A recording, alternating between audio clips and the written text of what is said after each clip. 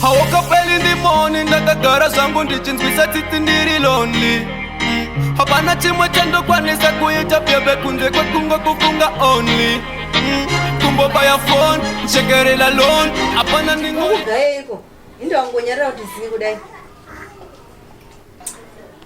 Pakaipa ya.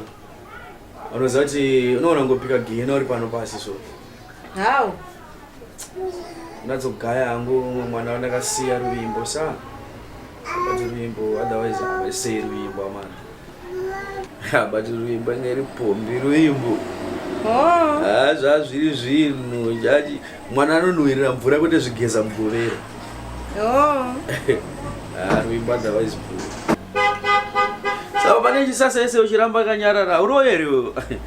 Zvimwe zvinhu zvako ndotozozvishaya. Sayese na chisase urungoramba wangu nekuchita sei Live without you honey. Ndine zvanga ndichitofungawo zvangu zvekundinetsa for 1 week now. Ndaitoshaura ndokudza sei. Chi chaunogara chingo chikukunetsa. Ukuona tandakana tatenda ava. Wana wangu.